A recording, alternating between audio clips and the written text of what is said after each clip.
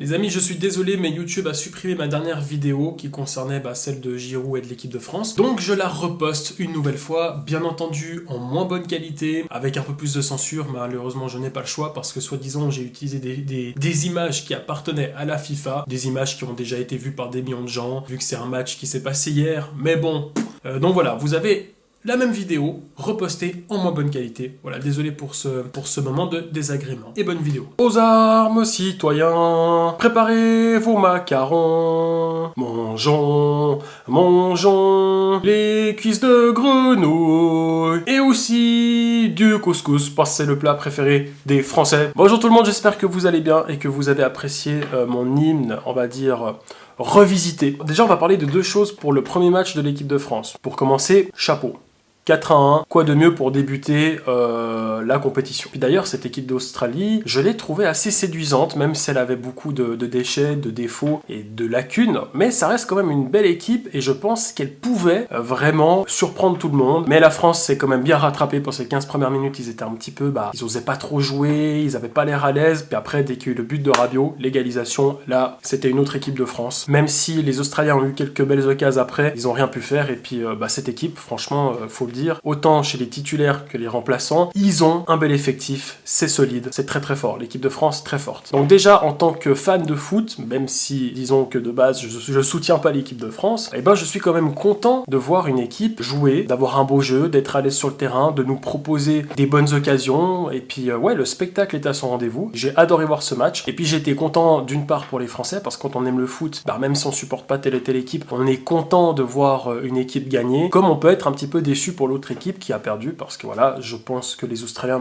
ne méritaient pas de se prendre 4 buts à 1, mais voilà, c'est l'équipe de France qui était en face, et c'est du lourd. Donc déjà, bien joué les Frouz. Et moi, j'aimerais surtout vous parler de Olivier Giroud, parce que cette personne a été critiquée, rabaissée, insultée, humiliée, parce qu'il a été champion du monde en 2018, mais il avait mis aucun but. Pour un attaquant, c'est assez particulier. Donc il a été très critiqué, on l'a comparé à Benzema qui est un joueur qui est actuellement le joueur le plus fort du monde. Puis voilà, on l'a comparé, on l'a rabaissé, on l'a insulté, et hier soir, qu'est-ce qu'il fait le mec? Il te met 2 buts. Et ces 2 buts, c'est un petit peu pour vous dire, mais en fait, fermez vos gueules. Laissez-moi faire mon métier et vous, faites ce que vous savez faire le mieux. Restez chez vous et regardez le foot à la télé. La plupart des gens qui critiquent ne sont, pour la plupart, jamais allés sur un terrain de foot, donc ils savent même pas ce que c'est que d'être sur un terrain de foot. Et on critique des mecs qui ont un niveau extraordinaire. Alors certes, moi j'aimerais juste parler d'un truc avec vous. En 2018, c'est vrai que Olivier Giroud n'a mis aucun but. Mais il en a provoqué beaucoup. Grâce à son jeu, à son placement, à la pression qu'il faisait sur les défenseurs. Les défenseurs ont eu beaucoup de pertes de balles. Il a fait beaucoup de récupération de balles. Il a fait des passes de but. Et c'est grâce à lui, si je dirais, allez, le 30-40% des buts qui ont été mis par l'équipe de France partaient d'Olivier Giroud. Donc ça a été un élément très important. C'est un petit peu l'homme de l'ombre. C'est-à-dire qu'il fait un travail très efficace, qui a permis à son équipe de marquer beaucoup de buts. Mais c'est vrai que comme c'est un attaquant puis qu'on le voyait pas marquer,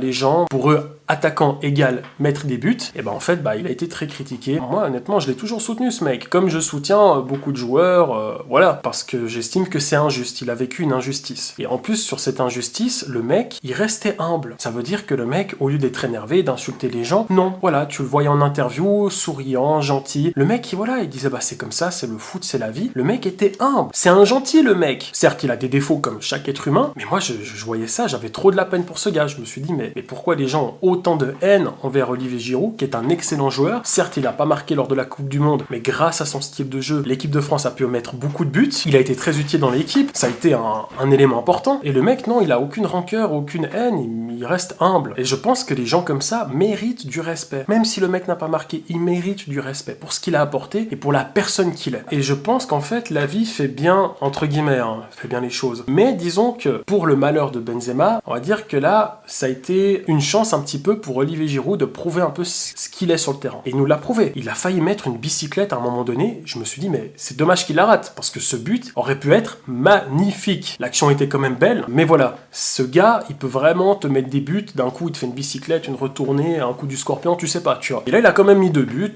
Voilà, 2 buts pour un attaquant. Premier match de la Coupe du Monde. Tu commences sur les chapeaux de roue, c'est génial. Et je pense que Olivier Giroud, c'est un petit peu sa chance pour un petit peu montrer aux Français que c'est un excellent joueur, que c'est un joueur même, je dirais, important pour cette équipe. En Italie, ce mec est respecté. Tout le monde aime Olivier Giroud, en tout cas à Milan. En France, putain, vous avez un joueur comme ça, vous arrivez encore à cracher dessus. Honnêtement, moi j'aurais kiffé l'avoir dans l'équipe d'Italie.